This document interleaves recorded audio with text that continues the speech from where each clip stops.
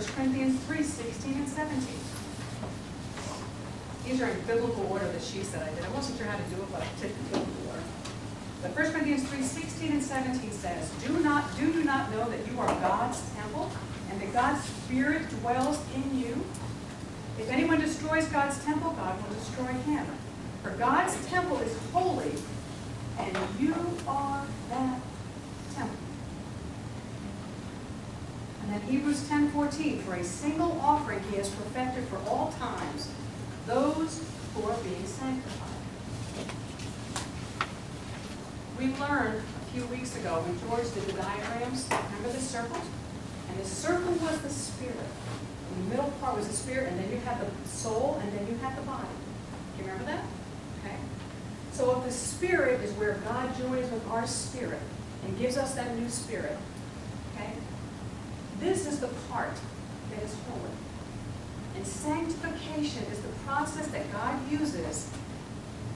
So he's making my soul and my body to be like my spirit. So what's true in my spirit is not going to become true in my soul and my body.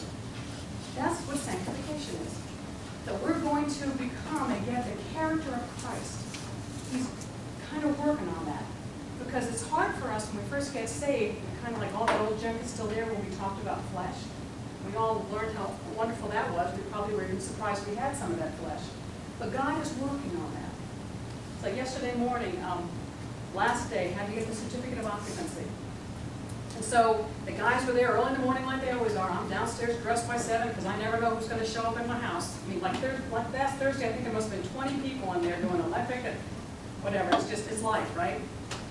I just pray they don't come upstairs. You know, because one time somebody did. I was coming out of my bathroom and somebody walked in. Hi! You know, downstairs, stay downstairs.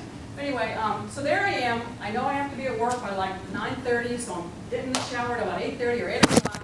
They're all down there working and everything's working. I go to get my hair dryer and plug it in, and my electricity in my bathroom goes out. Because they're working on some outlets downstairs. And I can get really upset. And I can say like, what? Don't you understand? I got a lot of hair. What am I going to do? I have to look good because people will judge me if I don't. Right? Okay.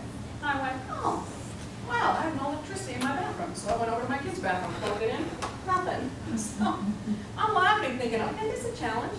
So I'm walking around, plugging in my hairdryer, trying to find an outlet that works, and I finally found one. And I figure after 56 years of doing my hair, I could probably figure it out without looking in the mirror every 5 seconds. So I dried a little bit, went back and looked, dried a little bit, looked, and that's how I got ready. And then when I got home last night, the electricity was turned back on because it doesn't define who I am.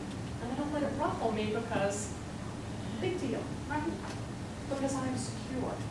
I rest in who I am in Christ.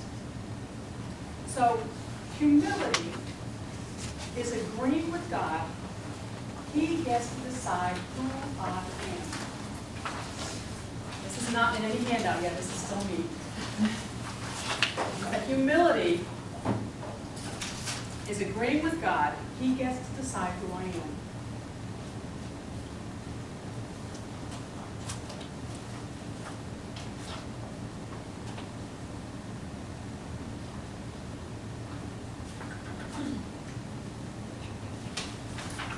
Everybody get that? Now we have superior pride. Superior pride says, God, let's not get happy. Wait till you see what I can do for you. But then we have inferior pride, which I think I'm most familiar with. I'm nothing but junk. I can't do anything. I have no value. I have no purpose. I'm a nothing. That is inferior pride because I'm basically saying, God, you don't know what you're talking about. I am junk. And God says, no, you're right. Oh, yeah, I am. I'm junk. That's pride. But you're saying God doesn't know what he's talking about, but you do. Now, just to further illustrate, you have a picture with 2 trees on it. Now, I'm by no means an artist. But what I want you to do is the big tree on the left. We're going to start out, and somehow you're going to draw a little swing on there, tied to the branch, and then you can put a picture of yourself hanging on that swing. Okay?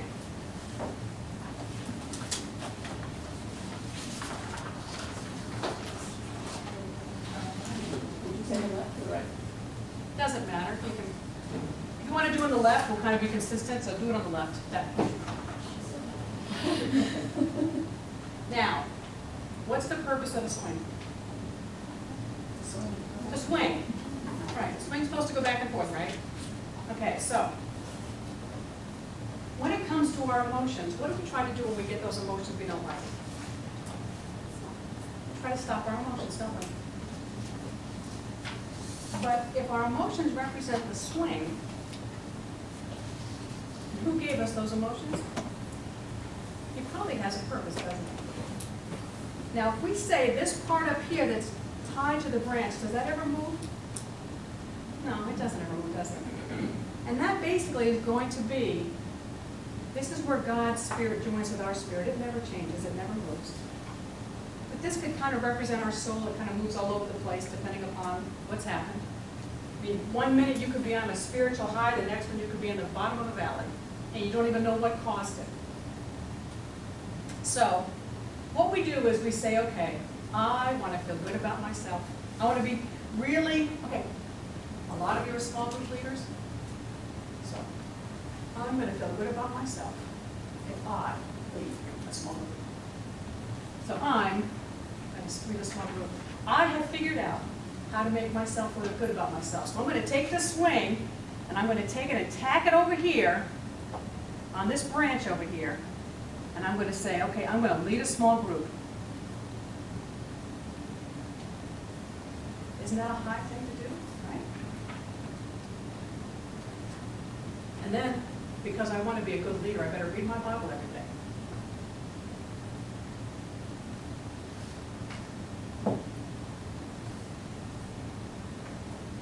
And then, tithe. That's it, right? You tithe, you love God. I feel good, I tithe. We're going to church. Some of the things we put down before, okay, and if I'm a good wife and a good mother, if people say, wow, you're doing a great job, tell me how do you raise your children? You're such a great example. I can feel good about myself. So mom, wife,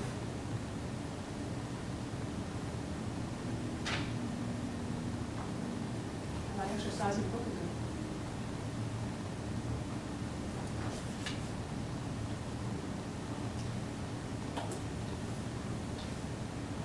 Then I'm a small group leader, and a lot of people sign up for my group. Oh! Don't you feel good when you get a lot of people? Wow, my group filled up in the second day of sign-ups. So number and group. Okay, I got it. I figured it all out. Life is good. And then, about a month into the fall semester of small groups, of all those people that signed up for my small groups, only 2 women are showing up. And now I'm kind of feeling inferior. And my swing, which I had tacked up over here to make me feel good, all of a sudden the nail came out, swung over, and came over this side of the tree. And now I'm feeling inferior.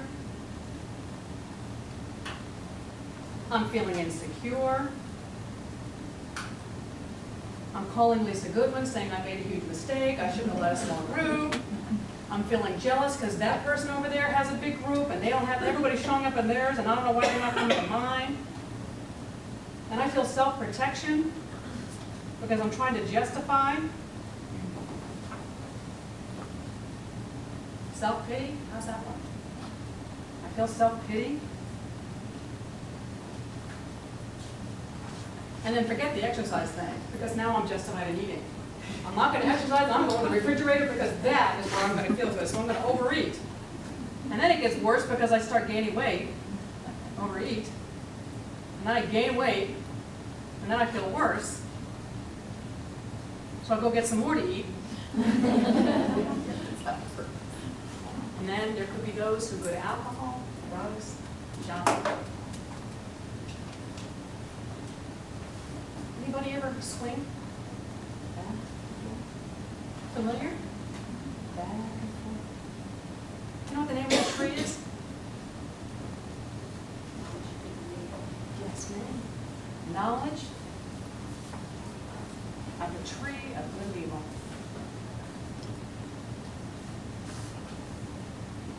Good and evil. What is this measuring? My behavior. Look what I'm doing. I can feel good about myself. I can feel bad about myself. All I'm doing is swinging back and forth on a tree. This is based on law. Remember? And law is achieving. What I do tells me who I am.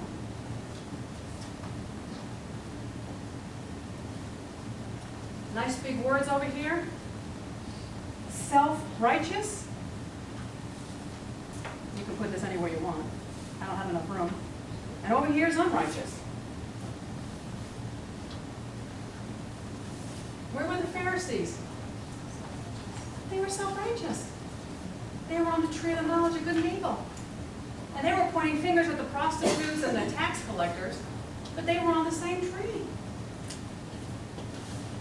And Jesus said, I didn't come to fix the healthy. I came for the sick.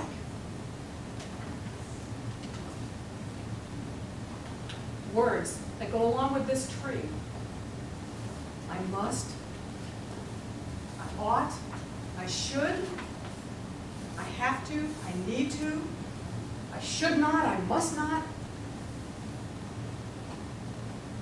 It's law. This may be a little bit for you to catch on to, but let's see. If I pray, Lord, help me to do X, Y, Z, is that a grace prayer? Is it a law prayer? Help me to do ABC. It's a law prayer. Help me to do. That's law.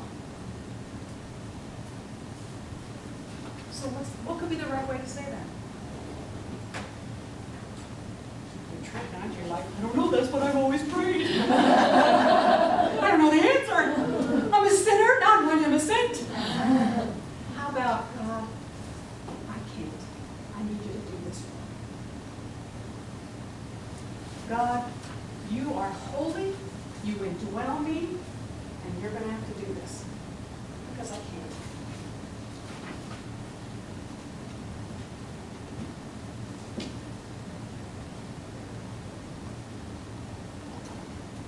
Now God doesn't like us on this tree. He wants to get us on the tree of life, which is the other tree on there. I'm going to make a red tree because my markers aren't real great. And this tree, which is the tree of life, is the receiving tree. I get to receive, I get to rest.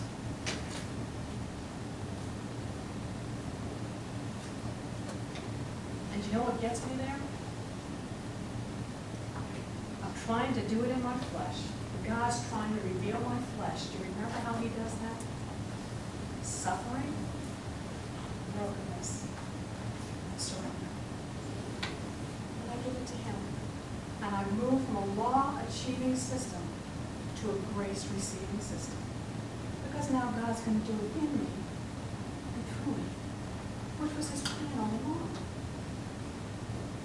And then I have peace. There's no electricity in my bedroom in the morning trying to get ready. I have rest. And I have life.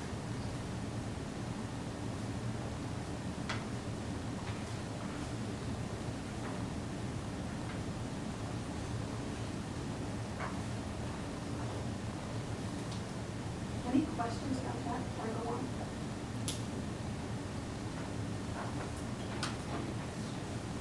There is a great book. It's called There Were Two Trees in the Garden. And I think I cried through most of it.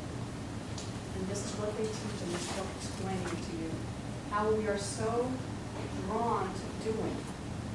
And it's because we're on the wrong tree. And that's what a lot of us have learned, and God has to learn.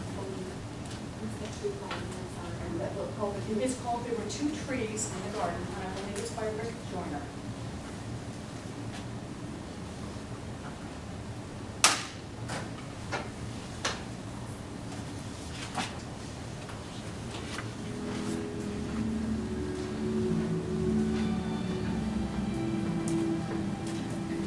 Dad, what are you doing here?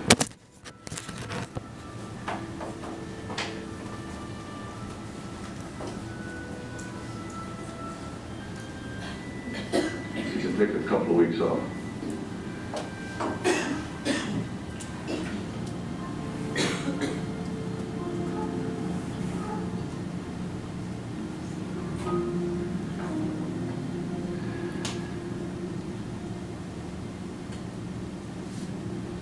Your grandfather saved all of his life to bring the family to this country. He got a good job in the stockyards. He had a nice little house in South Chicago. I was about 12.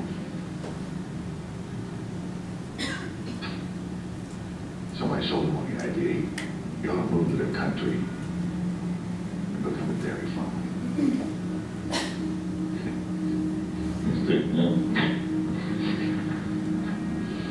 Like, he buys some land and gets a couple hundred cows. Within 5 months, every one of those cows was dead with disease.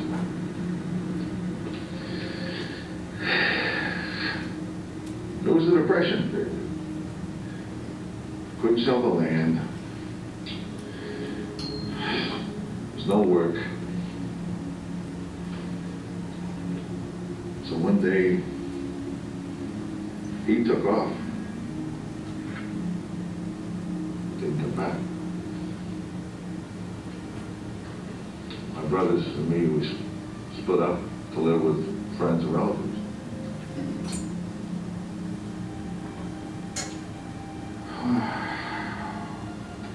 Chasing a stupid dream causes nothing but you and everyone around you heartache. Notre Dame is for rich kids, smart kids, great athletes. It's not for us. You're a Rudiger. There's nothing in the world wrong with being a Rudiger. You can have a nice life. Frank is going to take over Plan No. 2. A couple of years. You make more than me and Johnny. He's always in charge of the expansion program. I don't want to be Frank, Joe.